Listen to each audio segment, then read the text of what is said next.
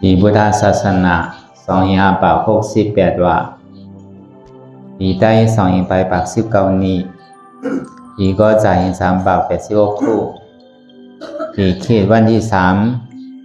3เดือนเอพริลปี2025เดือน5ขึ้นมาวันที่6ค่ำในปางสร้างตือกรรมตราอนัตตาวิปัสสนากรรมฐานปอกคำทุน3ที่ว่าอนัตตาวิปัสสนากรรมฐานเรื่องกาดกูเสียเวงเจ้าตะลงเสียตอนตนตีเมืองไตปะจันในตอนการเท่าที่ได้มาจ้างตือกรรม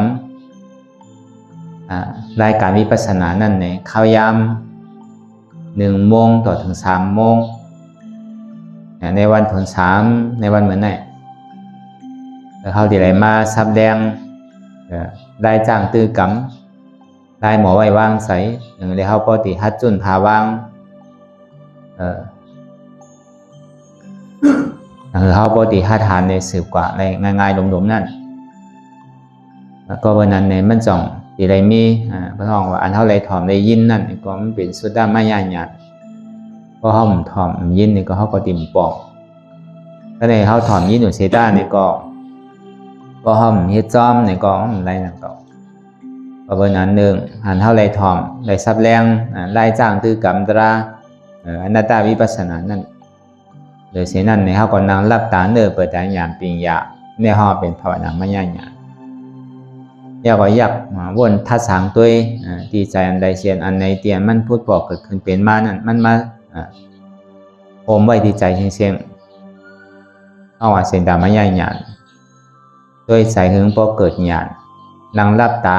ภาวนาหึงพอเกิดหยาดหอมหึงมันพอมีหยาดอันหนึ่งหอมมากกว่าต้องเนี่ยก็ต้องอยากก็ว่นกำซ้อมเนี่ยที่ได้มีเองการลักษณะซึ่งในนั่นแหละเพราะเบอร์นั้นมันเป็นรองอันดำรองเลยเพราะเบอร์รายการวิปัสสนาเนี่ยรายการวิปัสสนาเนี่ยมันแต่ว่ามันเฮ็ดง่ายอะไรง่ายเป็นง่ายไรเอามันลายค่ายด้วยการตาดีป่องใสเนี่ยมันหยาบเฮ็ดง่ายซื่อละนังตัวหรือเจ็บเกิดนั่นก็นั่งเก่ามันก็ใจให้หยาบนางเจ็บเกิดนางทุกข้าเกิดพอเยินเจ็บเยินทุกข้าอะไรพอเจ็บมันหายทุกข้ามันหายออกก็มันก็ดีไรง่ายเพราะว่าตามันโตกว่าแล้วเนี่ยก็ดีเป็นง่ายเพราะว่าตาโตกว่าแล้วเนี่ยก็เป็นอริยากว่าแล้วเนี่ยก็ไรเอามันลายค่ายนั่นห้องอาการวิปัสสนาเนี่ยเฮ็ดง่ายไรง่ายไรย่อมลายค่ายเพื่อการตัดที่ป่องใสเนี่ยมันหยาบย่อมเบอร์สังเนี่ยมันมีคนมาซับแรงมีคนมาบอกในเส้นตั้งเขานั่นตามเฮ็ดกว่านั้นเพราะเป็นนั้นเนี่ยมันเป็นอันทบหยาบหนาวเพราะนั้นอันโดมีคนบอกจี้ในเส้นตั้งในเดเสกล้าเป็นเจ้าเขาเดเสปเจกาพุทธาเขาเจ้าไว้อันนั้นในที่ได้สร้างแถมประดามมีห้างไผ่ห้างมันนั่นแหละที่ได้หู้ห้างป่วยมีฉาสมมาโดยเสนั่นมหาสวากาอัคราสวากาปกติสวากานั่นที่ได้มีฉาสมมาเสียงที่ได้มีคนจี้บอกในเสียง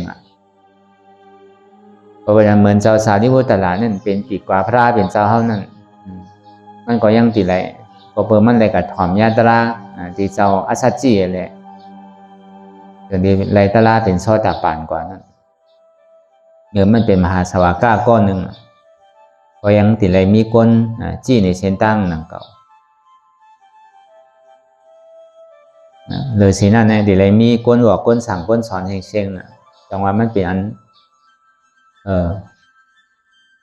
เข้าใจมันหยาบหนาวมันหยาบซื่อละนี่ปั่นกว่าตั้งออกห้ามว่ากว่าตั้งโต๊ะนะนี่ปั่นดีกว่าตั้งโต๊ะสมากว่าตั้งออกนั่นน่ะมันยืนมือถึงกันหิปอกนั่นน่ะเอาวันนี้ป่านเนี่ยมันซื้อไรปันกันไรนั่นน่ะมันย้อนไรขอไรมันใจยิ่งดีไรเฮ็ดเอาแต่ดีไรมากตลาผูดตลานั่นแต่ดีถึงดีสุขาดีกันเย็นนั่นนี่ก็มันดีไรโทมยาตุขาที่สุดเพราะว่าอนัตตาสุดยอดนั่นมันถึงจิตถึงจอม เพราะอนัตตาสุดยอดเจ็บพอถึงจิกถึงจอมนั่นทุกข์พอถึงจิกถึงจอมนั่นอนัตตาสุดยอดพอมันทุกข์ถึงที่สุดแล้วเนี่ยมันจะดีสุขเกิดขึ้นไรพอมันทุกข์ที่สุดเนี่ยสุขมันเกิดขึ้นไรมันก็เป็นนั้นแหละอันมันเมียนซื่อใจเลยเพิ่นตั้งเสียงนั่นในห้องเสตตราสีเปิ้นนั่นอันเฮามันนางหามื้อเหลียวในนึงเฮาหาสังหาทุกข์นั่นอันทุกข์นั้นซ้ำเป็นสังล่ะทุกข์เสียจะทุกข์เดียวมันมันเมียนซื่อใจนั่นหาสังหาเจ็บนั่นน่ะหาเจ็บหาเสียบหาไม่หาแกนอันเจ็บแกนต้องตอนนิทานสั่นไว้เนี่ยอันเฮามันนางรับตาในข่าวดัง2ชั่วโมงนี่ก็เพื่อเฮาหามันน่ะก็พอเพิ่นว่าตั้งนอกในห้องบ่เข้าใจห้องบ่ยุ่มนั่นน่ะเกิดก็เป็นทุกข์เฒ่ามากก็เป็นทุกข์เจ็บไม่ไข้หนาวก็เป็นทุกข์ตายก็เป็นทุกข์ได้ผ่านยันก้นเตียนเฮาฮักเฮามักเฮาสึกผ่านดิบก็ผ่านตายก็เป็นทุกข์ได้อยู่สามีมอมก้นเตียนเฮาบ่ฮักบ่มักบ่สึกนี่ก็เป็นทุกข์อันใครไรซ้ำไรเหมือนใจก็เป็นทุกข์อันใครทุกข์ใครยากซ้ำไรทุกข์ไรยากอยู่นี่ก็เป็นทุกข์เฮามียุ่มนั่นน่ะอมตั้งซ้ายก็ออกตั้งขวาไปนั่นก็พอบนนั้นนึงเขาพอดียุ่มไรนั่นมันหมานั่นมามันใจใจมันเสียจ่าเสียจ่าอันว่านั่นพอเขามันหนังพอมันเจ็บมันเสียบมันไหมมันแกนมาเนี่ยจ่องมันเจ็บจ่องมันตุกข่าจ่องมันมีเตอันเจ็บอันแกนนั่นมีเตเนี่ยมีเตนั่นน่ะเป็นตุกข่าใครไรอยู่อันเจ็บแกนต้องตอดนิสันน้องบอกเจ็บเนี่ยใจพวกใครขัดน้ำหมูน้ำตาพวกใครไหลพวกใครห้องใครไห้พอมันเจ็บมา1 ปอก 1 กำเนี่ยอันนี้มันเป็นทุกข่าลงย้อนเปิดสั่งในเจ็บล่ะอันเจ็บอยู่เช่นอย่างไหนเนี่ยจ่องใครไรทางจ่องใครทบจ่องใครเปลี่ยนแทงเนี่ยอ่ำใครทบอ่ำใครไรอ่ำใครเปลี่ยนเย้าก็อ่ำใครทบใครไรใครเปลี่ยนนั่นฉันดีเลยเฮ็ดถือดีเลยหาเหตุหากเงาจ้องมันก็เปิดสั่งเลยมันเจ็บก็เปิดสั่งเลยมันโกนก็เปิดสั่งเลยมันคืนก็เปิดสั่งเลยดีเลยมาเจ็บแกนตรงต่ออยู่ในเนี่ยจังว่าเอาอันที่จำมันว่านั่นก็เปิดมันมีเหตุมีอาจองมันนั่นน่ะมีเงามันน่ะมันจะดีมีโจผลมันอันเจ็บแกนเนี่ยมันเป็นผลอาโจมันแกมันจะเป็นเงาอาจองมันเตะเงาอาจองมันในลูกที่ไหลมาเนี่ยพอเดี๋ยวเอากวางลูกที่กิเลส30 เปิงพอเดี๋ยวเอายอเดี๋ยวนั่นทางเนี่ยก็ลูกที่อัตตาล้อผ้าหมาหน้าอัตตาว่าเป็นเก่าเป็นหมาหน้าว่ามีเก่ามีล้อผ้าซ้ำคะแนนอันเป็นเก่าเป็นคะแนนมีเก่ามีเนี่ยเขา3 ตัวเนี่ยเหตุการณ์พอในรายจ้างที่กำตราวาเต้ในซึ่งพอมันเจ็บมานั่นอีสังเจ็บอันเจ็บเนี่ยมันเป็นทุกข์ห้องว่าทุกข์เสียจ่าอันขานั่นเป็นสมุทัยเสียจ่าขาเจ็บขานั่นเป็นอจองทุกข์เจ็บนั่นเป็นอโจทุกข์เอวคืนเอวนั่นเป็นอจองเหตุทุกข์อันคืนนั่นเป็นอโจผลทุกข์โกนเจ็บโกนนั่นเป็นเหตุทางเอาอจองทุกข์อันเจ็บนั่นเป็นผลอโจทุกข์เนี่ยมันเป็นอจองอโจกันที่เกิดมันมีสมุทัยเสียจ่าในทุกข์เสียจ่ามันหนักมันกว่านี้ก็ในผู้หันดีๆก็เปิดห้องมีลองตั้งยุ่มพิดว่ายุ่มว่ามีขายุ่มว่ามีเอวยุ่มว่ามีโกนยุ่มว่ามีต้องยุ่มว่ามีตัวยุ่มว่ามีใจในแหละก็เปิดห้องมีลองตั้งยุ่มพิดไว้เสื่องในแหละมันจะดีเจ็บจะดีเสียบจะดีไม่จะดีทุกข้าเนี่ยพอมันมีเต้เป็นของเฮาเต้ในเฮาอุปเปิงเพราะงั้นมันไหลเต้ในซึ่งเฮาหลุดสั่งมันไหลอีพีมันเจ็บขาเนี่ยเพราะมันเจ็บมากกว่ามันหายคำเดียวเพราะมันเป็นขาเฮานั่นเฮาหลุดสั่งไหลป้องเปลี่ยนแอวเฮานั่นเฮาหลุดสั่งไหลป้องเปลี่ยนโกนเฮานั่นเฮาหลุดสั่งไหลป้องเปลี่ยนต้องเฮาในเฮาหลุดสั่งมันไหลป้องมันเปลี่ยนใจเฮาในเฮาหลุดสั่งมันไหลป้องมันเปลี่ยนเจ็บเวทนาของเฮานั่นเฮาหลุดสั่งมันไหลย้อนว่ามันสั่งไหลนั่นน่ะมันใจของเฮาแต่นี่ว่าคือเฮาป้องมันใจของเฮานั่นอันเฮาสั่งไหลในป้องมันใจของเฮามันเป็นอนัตตาน่ะอัตตาสัมมาเป็นโหเกาขาเกามือเกาตัวเกาใจเกาเจ็บเกาขันธาของเกาอันนี้เป็นเหตุเป็นอาจองของทุกข์เป็นตัวสมุทัยเสียจ่าเนี่ยพอไล่จ้างด้วยกรรมว่าได้ก็มันก็ยาวสัง มันมีสองตัวนั่นน่ะก็เปิดมีเก่าก็มีเจ็บก็เปิดมีเจ็บก็มีเก่านั่นน่ะก็มีเก่าก็เจ็บก็มีอ่ะก็เอาเก่าออกอะไรก็เจ็บก็มีอ่ะก็เอาเจ็บออกอะไรก็เก่านั่นก็มีอ่ะมีสองตัวเลยเพราะว่าเจ็บก็เจ็บในก็มใจเก่าอนัตตาอันเก่าในก็มใจเจ็บอนัตตาเก่ามีในเจ็บเจ็บมีในเก่าเก่าในเป็นเจ็บเจ็บในเป็นเก่านั่นน่ะตัวอัตตาที่ตัวกิเลสนั่นเจ็บในเป็นเก่าเก่าในเป็นเจ็บเจ็บในมีในเก่าเก่าในมีในเจ็บใจในเป็นเก่าเก่าในเป็นใจเก่าในมีในใจใจในมีในเก่าเจ็บในมีในเก่าเก่าในมีในเจ็บเนี่ยเมื่อนังในขันธ์หาเปิงเอาเมื่อนั้นนังเก่าเจ็บในมีในยุกในมีในเจ็บยุกในเป็นเก่าเก่าในเป็นยุกใจในเป็นวิญญาณในเป็นเก่าเก่าในเป็นวิญญาณวิญญาณในมีในเก่าเก่าในมีในวิญญาณเวทนาในเป็นเก่าเก่าในเป็นเวทนาเวทนาในมีในเก่าเก่าในมีในเวทนา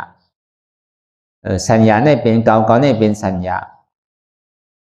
สัญญาในมีในเก่าเก่าในมีในสัญญาสังขารในเป็นเก่าเก่าในเป็นสังขารสังขารในมีในเก่าเก่าในมีในสังขารมันเป็นที่ไหนที่ดีเงาอจองทุกขันเขาสำเร็จอะไรเฮ็ดชื่ออะไรกอกแปดออกอะไรดีเลยเอามากกาเสียจ่ามากกาเสียจ่านั่นเป็นอนัตตา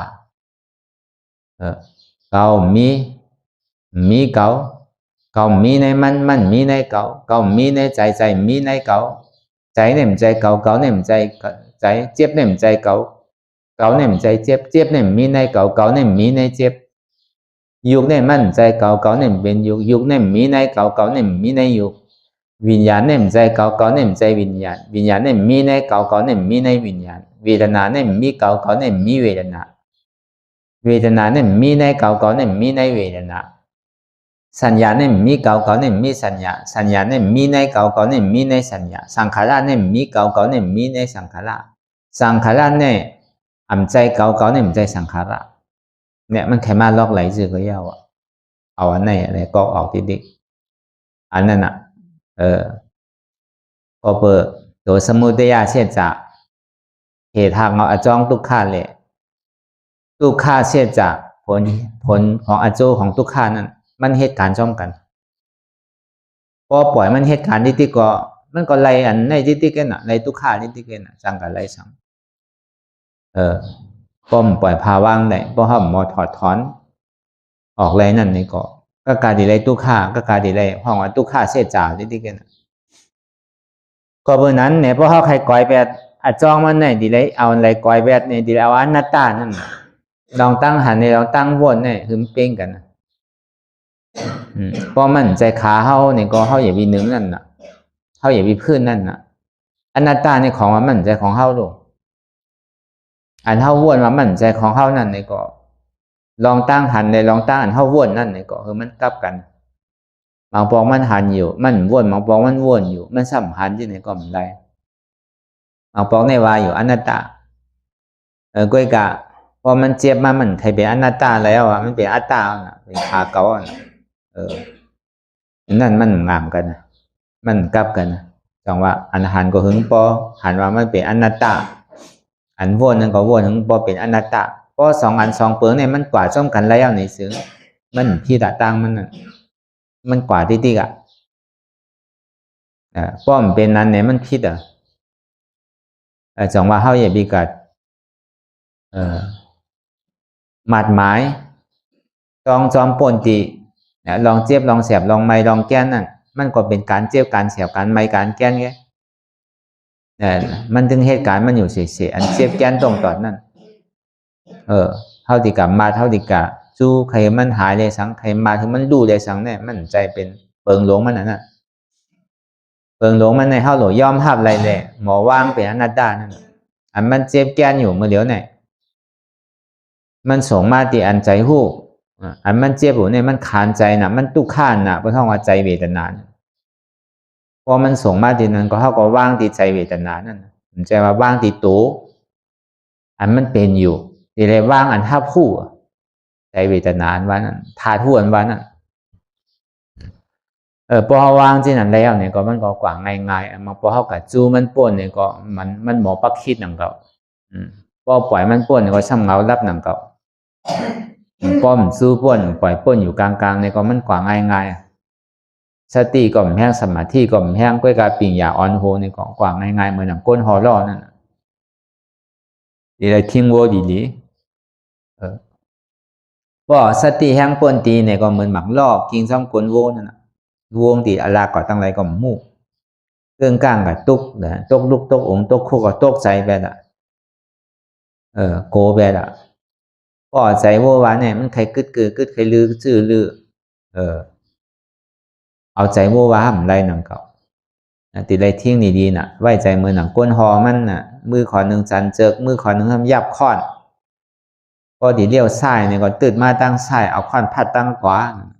ก็ดีเลี้ยวขวาเนี่ยตื่นมาตั้งขวาเอาค้อนพัดตั้งซ้ายก็ดีกว่าซื่อๆตื่นมาถึงมันซื่อๆยังก็พัดกว่าตั้งนาซื่อๆเนี่ยยังดีไรทิ้งเนาะโวนว่านั่นปล่อยมันได้มันไรอ่ะมันใครกึดถึงอีปอกอ่ะเพราะว่านั้นอันเท่าเหตุการณ์ดาราเนี่ยก็เหมือนหนังก้นหอล่อโวนั่นน่ะพอเอากาปานพ่อย่ำเดียวว่าเต้เนี่ยก็ตัวเขาเนี่ยมันเหมือนหือมันเหมือนกานั่นน่ะเจี๊ยบเขานั่นซะเหมือนหือเหมือนน้ำมันกาใจเขานั่นซะเหมือนหือเหมือนก้นหอมันอันเจี๊ยบแกนต้องตอดเนสาเนี่ยมันเป็นน้ำมันมันเหมือนเขาหอกาเนี่ยป้อมมีน้ำมันเนี่ยมันกว่าอะไรอ่ะมันดีกว่าอะไรซื้อละป้อมใส่น้ำมันอ่ะเดี๋ยวเขาว่ากาใส่น้ำมันกันเนาะเพราะน้ำมันดีเนี่ยก็กามันก็ไว้นั่นนะเพราะยาน้ำมันร้อนน้ำก็มันไว้เหมือนเปือนอ่ะให้ก็ให้มาจากมันก่อยมาไล่อ่ะแต่ว่าเพราะน้ำมันหลีน้ำมันแข็งของมันก็เจียวถึงไว้นั่นน่ะอันเจี๊ยบเนี่ยมันเหมือนน้ำมันอ่ะอย่าไปกลัวมันเจี๊ยบก็มีเจี๊ยบก็มันจะให้จืดกว่าอันนี้เขาปองแสงเลี้ยงใส่ตัวเขานั่นก็เหมือนก้านั่นน่ะเมื่อเขาเด็กออกข้าวตั้งก็เขาตัวอีหลีอ่ะโยมมันยอมห้ามยอมห้าอันไหนมันยอมนำมันยอมห้าน้ำมันยอมห้าที่ไหนมันก่อยเขาก็มีดีๆเอาดูเหมือนเขาติมันนางตะลาเนี่ยก็เขาก็ห่างแหนมาย่อนน่ะห่างแหนมาเป็นเดือนเป็นปีเอาดูเนี่ยเขาออกปืนขาวไว้ข้าวตั้งเป็น6 เดือนเอาน่ะตั้งแต่เอามีปังกลุ่มกันเมื่ออีเตให้ปังกลุ่มกันเนี่ยที่ตะเคเรียกในเมื่อเดือนออกว่าเดือน11 โมงนั่นเฮ็ดปังกลุ่มกันเย้าก็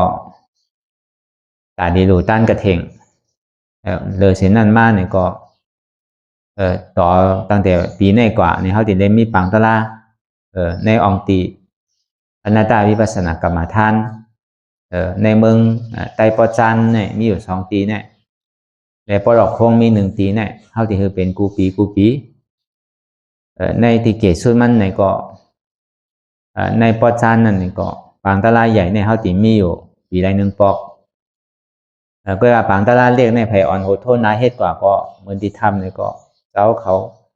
เลยอ่อนโหโทนากว่าในว่าไผใครมันนางก็นางไรกว่าเฮ็ดกว่าไรที่อ่ะของว่ามันเป็นเตอกรรมฐานนั่นน่ะเพราะมันมีผู้อ่อนโหจ้างตื้อกรรมกว่าในก็อ่อนกว่าเฮ็ดไรกูเดือนอ่ะใครเฮ็ดใครจ้างใครตื้อใครกรรมก็ตีกัดกูก็เหมือนนั้นนั่นก็ตะลาอ่อนอันเท่าไรมากบางพอเท่าไรมากนอนอยู่3 วัน7 วันจะไหนแล้วมา3 ก็5 ก็จะไหนก็มันก็เฮ็ดไรกว่ากูเดือนอ่ะก็เบอร์วันเมืองก็มันก็กันเย็นมาลอยๆเอาแหละมันจะนี่หาข้าวยามอันช่างถูกเพราะมันห้อนโพดเนี่ยก็มันพอเต็มทนเนี่ยก็ดีเฮ็ดสังพอเหตุการณ์ดีมันช่างดีเป็นการดีแบบมันจังตุ่มเตอเพพายอนมันนั่นน่ะจองว่าเอาข้าวยามอันช่างถูกเพราะวันนั้นเฮาสิได้มาเปิดปังตะลานั่นก็มีปังกุนกันไว้ตั้งแต่อ่อนตั้ง6 เดือนเนี่ยตั้งแต่เมื่อเดือน11มักมันไว้ว่าตีไรมีกว่าตีไร1 ปอกนี่ก็ตีไรถ่อมไรยินตีไรล่วงไว้ไหนก็ตีไรติดตามอยู่มังปอกก็ห่างแหนไว้เป็น5-6 เดือนเนาะลูกก็หาขึ้นมาตึกมายินเนี่ยเดือนนึงแล้วน่ะเมื่อหนังนั้นหนังเก่าอันเฮาที่ออกข้าวตั้งนั่นนี่ก็เฮาก็ห่างแหนอันเฮาตีกว่าซื้อเฮาตีเฮ็ดซื้อกว่าก็กลายตีได้ขี่ก้านั่นน่ะเนาะพอขี่แต่เจอต่างร้อมผุนมันนำเนาะ ลูกตีไก่มากก็ห่างแฮนดอนเท่าตีใจตีซอยมากจะไหนพ่อมันตาเท่าตีมากนั่นเหมือนตัวเขาก็พ่อมันลองอยู่ลองเศร้าลองเฮ็ดลองหาลองไปมังมีเขาก็ห่างแฮนไว้มั่วเราถูกตีกึดก็กึดไว้ถูกตีมภาพกล่อมภาพทางนั่นการนั้นเขาภาพไว้นั่นนี่ก็เบอร์การตลาดเนี่ยก็เขาก็ตีไรห่างแฮนไว้อ่อนตั้งหนังเลยเขาตีคึดในปังตลาดเนี่ยในปอดเมื่อไตปอดซานเนี่ยมันมี2 ตีโลที่ทำป่องมันน่าเยอะไงเดี๋ยวหน้าตากัดกูเนี่ยเขาตัวตั้นขิงไรเนี่ยก็หยุ่มว่าก็เลยก็นั่นก็ห่างแฮนไว้เอาน่ะแต่ว่าเหมือนเขาขี่ก้านั่นก็เขาพอห่างแฮนไว้เลี้ยวน่ะเขาตีกับโก้การมันดูมันกว่าดีไรตัวเขาก็เหมือนก้านั่นนั่งเก่าการไม่ใส่เขานั่นรู้เหมือนเหมือนก้นหอมันว่ะ1เจี๊ยบนั่นเหมือนน้ำมันว่ะ2มาในตัวเขาในเหมือนก้าว่ะ3มาเนี่ยใส่เขาในเหมือนก้นหอว่ะพ่อมาว่าแต่ได้ออกข้าวตั้งด้วยกะตีเฮ็ดซื้อกว่าดีกว่าซื้อหือดีกว่าซื้อฮะมันตีมีลายหวยตีมีตั้งกล้วยตั้งป้วงลายเส้นในเขาตีอะไรมาเฮ็ดน่ะตีอะไรมาพึกเฮ็ดน่ะก้นหอก็มีเขาหลบพึกพอกว่าจอมเส้นตั้งแก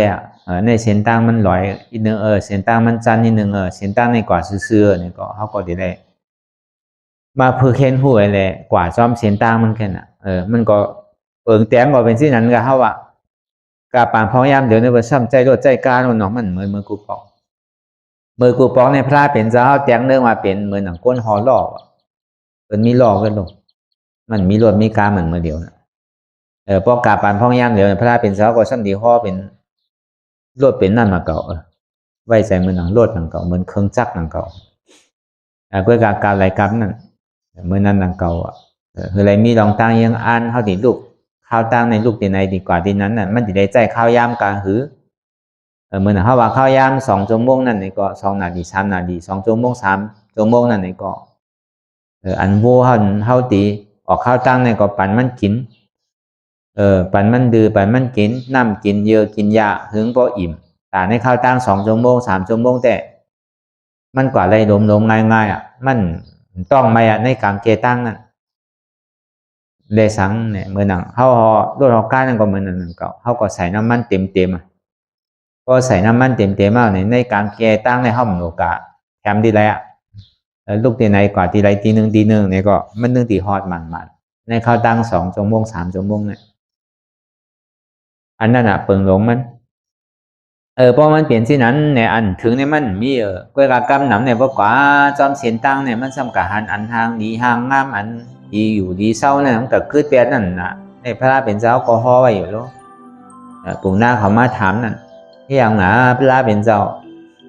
ไหวเสเจ้าสังขารยาห้านเขามาในศาสนาน้ำป่นในพระเป็นเจ้าเขาปิ้งแย่ไว้น้ำลองตั้งมีในนั่นย้อนเปิดคอปักเปิงมันน้ำป่นตีหนานี่แหละเฮ้เธอมากตะลาโผตะลาเนี่ยมันเก๋ลงว่ะเจ้าอดีตอย่างนั้นก็เก๋มันโปสุไรยินนั่นน่ะย้อนเบอร์พระเป็นเจ้าเขาปิ้งแย่ไว้วินัยน้ำป่นนั่นแหละเขาเจ้าก็ให้การตะลาก็เป็นอันหยาบอันใดก็ดูแลระมัดระวังดูแลทิ้งกูเจอกูลองย้อนเปิดนั้นมั่นใจว่ะพระเป็นเจ้าว่ะมั่นใจที่นั้นว่ะนี่ป่านี่มันเหมือนน้ำปังลายว่ะเหมือนหนังตุ้มไม่แห้งอันหนึ่งแหละในพระเป็นเจ้าเขาแตกหนึ่งนี่เหมือนหนังตุ้มไม่แห้งอันหนึ่งมันไหลสังว่ามันข้างตั้งปุ่นข้างตั้งในมันจมลงตั้งไตมันขึ้นตั้งเหนือเนี่ย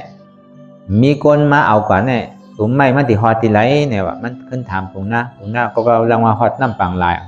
เหมือนนั้นหนังเก่าอ่ะมันสำคัญถามปุ่งหน้าขึ้นว่าในเมืองลูกเอาดีเมืองสาวัตถีกว่าฮอดจอดถึงดีเมืองยาสโจนั่นเมื่อหู้ไรลีมหือในหู้ไรลีพาเนี่ยกล้วยกาเปิ้นซ้ำไข่เมื่อจ้องเมื่อกล้วยกาเมื่อหู้อันเปิ้นไปเมื่อเนี่ยเปิ้นไปหู้เปิ้นซ้ำปึงอิงเมื่อแหละคือตะกาเมื่อสงเนี่ยตะกาเมื่อสงไรว่าสงไรอยู่ก็ในป้อนในกลางเกตั้งนั่นจ่องมันมีหลายวันหลายหลายเมืองเนี่ยมีนำของข้า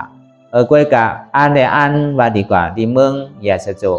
กล้วยกาซ้ำกะถึงเมืองยาสโจนั่นก็กึดแปด เวียงนั่นเวียงนายก็คิดไว้หัวไฮสวนตีนันตีนายก็คิดไว้